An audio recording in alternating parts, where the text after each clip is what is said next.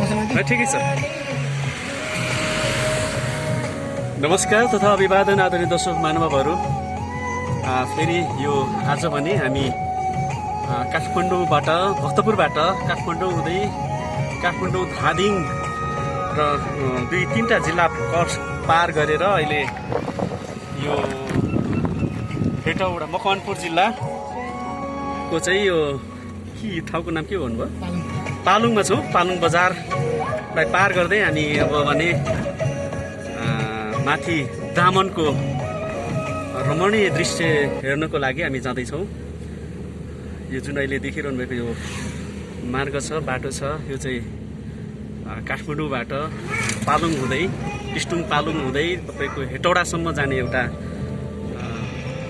राजमार्ग नै भनौँ, पुरानो राजमार्ग, बाइरोडको बाटो। हामीले गीतमा पनि सुन्ने गर्दछौँ, जुन बाइरोडको बाटो धुलो उडाउँदै भन्ने बाटो चाहिँ पर्यो यो। तपाईँले यो देख्न सक्नुहुन्छ पालुङको बजारको दृश्य र यहाँको अधिकांश खाली जग्गा चाहिँ खेतीयोग्य भएको हुनाले विभिन्न प्रकारका खेतीहरू, तरकारी बालीको रूपमा यो जमिनहरू प्रयोग गरेर यहाँका स्थानीयहरूले चाहिँ नगद रकमहरू, आर्थिक सहयोगहरू प्राप्त गर्ने गर्दछन्। हस्त अब हामी फेरि माथि दामनमा पुगिसकेपछि फेरि यो भिडियोलाई निरन्तरता दिनेछौँ। हजुर आदरणीय दर्शक महानुभावहरू, अहिले फेरि हामी पालुङ बजार क्रस गरेर भर्खरै शिखरकोट बजारभित्र हामी प्रवेश गर्दैछौँ। तपाईँहरूले देख्न सक्नुहुन्छ यो सुमोहरू हेटौडाबाट यो शिखरकोट र पालुङ हुँदै टिस्टुङ हुँदै खानकोटबाट काठमाडौँ भित्र प्रवेश गर्ने गर्दछन्। यहाँको अधिकांश साइलेन्सर फ्लाइटमा छ, ठिकै छ। शिखरकोट र दामन जानको लागि यो अटोहरू यहाँ तपाईँले प्रयोग गर्न सक्नुहुन्छ रिजर्भ गरेर।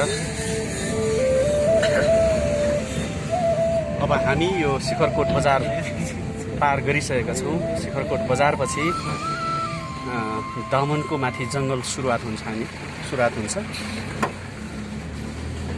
अहिले हामी शिखरकोट बजार समाप्त भइसकेको छ। सानो बजार छ र यहाँ राति अर्थात् बाटोमा यात्रा गर्ने क्रममा ढिलो भएको खण्डमा तपाईँले बस्नको लागि यहाँ व्यवस्थित ढङ्गबाट होटलहरू, रेस्टुरेन्टहरूको पनि व्यवस्था छ, देख्न सक्नुहुन्छ अगाडि।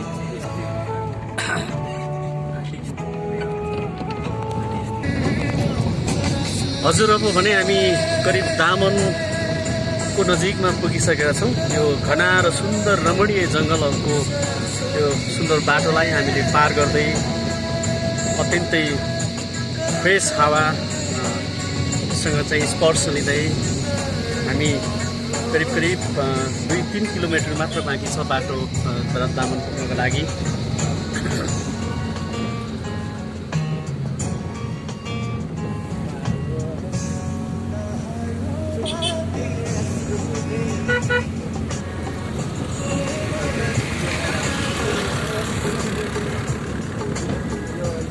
साँगुरो बाटो भएको हुनाले गाडीले ओभरटेक गर्दाखेरि अत्यन्तै होसियारीपूर्वक चलाउनु पर्ने अवस्था। अहिले चाहिँ हामी फेरि यहाँ बिचमा रोकेर रेस्ट गर्न लागिरहेछौँ। उकालो भएको हुनाले धेरै उकालो र तपाईँको यो जुन अलिकति सुसु गर्नको लागि हामी रोकेका छौँ। यो यसरी अत्यन्तै रमाइलो बाटो छ, स्वच्छ हावा। अनि यो करिब अहिले चाहिँ जङ्गलको बाटो सकेर अब यतापट्टि जङ्गल छ, तपाईँले देख्न सक्नुहुन्छ। र यहाँबाट अलिकति माथि गएपछि गाउँ आउँछ, गाउँ अर्थात् दामन आउँछ। हामी हिँड्नेछौँ अब। हजुर आदरणीय दर्शक महानुभावहरू, हामी अब हाम्रो गाडी राखिसकेका छौँ। अब हामी यो दामनको यो उकालोमा हामी चढ्नेवाला छौँ। लागौँ, हिँड्नुहोस्। अब यो उकालो जुन अत्यन्तै ठाडो उकालो छ। तपाईँले देख्न सक्नुहुन्छ हाम्रो क्यामेरामा हामी अब उकालो चढिरहेका छौँ। करिब करिब काठमाडौँको स्वयम्भूको उकालो जस्तै उकालो।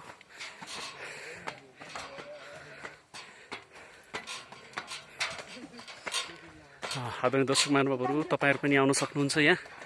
यो दामनको भर्याङ अत्यन्तै ठाडो उकालो।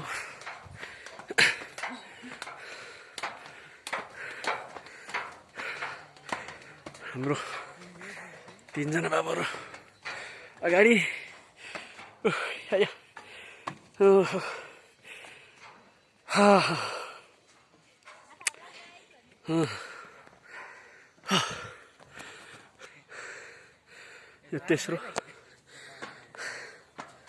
यो तेस्रो सिडीको तेस्रो भाग।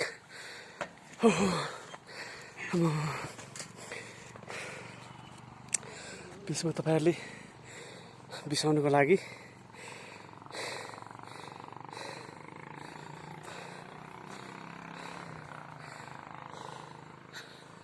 अझै माथि 1 खुड्किलो माथि चढ्नु बाँकी नै छ। यता हामी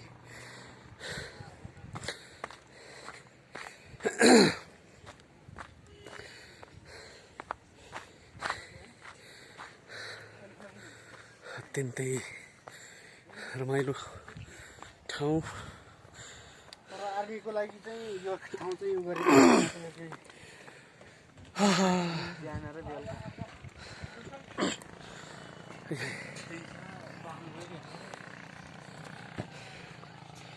तपाईँहरूले यहाँ देख्न सक्नुहुन्छ दामनको भ्यू टावर पर जङ्गलभित्र।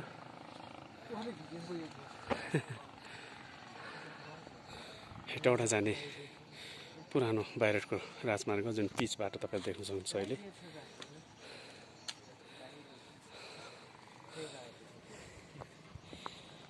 हाम्रो बाबाहरू टपी गर्ने लडी।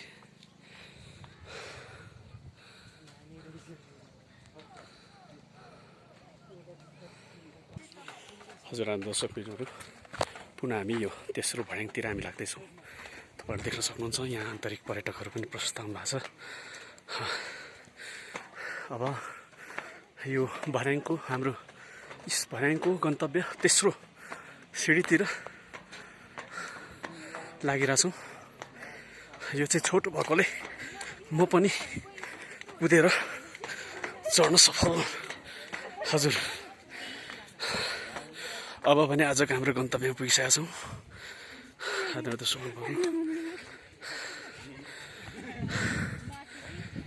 हजुर, अत्यन्तै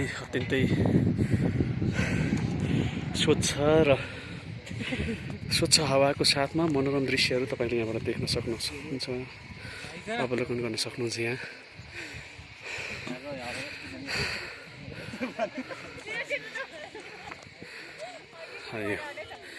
यहाँबाट तालुङ लगायत तालुङ यता, चितलाङ यता। चितलाङ त अझै उता हो। हजुर, र यो चाहिँ दामनको सबैभन्दा अग्लो भागहरूमा एउटा पर्दछ। हजुर, यो टावरमा आइसकेपछि, यो ठाउँमा आइसकेपछि चारैतिर हामीले यसरी अवलोकन गर्न सक्छौँ। हस्त आदरणीय दर्शक महानुभावहरू, फेरि अर्को भिडियोमा भेट्ने वाचाको साथमा म भूपाल राई, दामनको डाँडाबाट। Bye bye.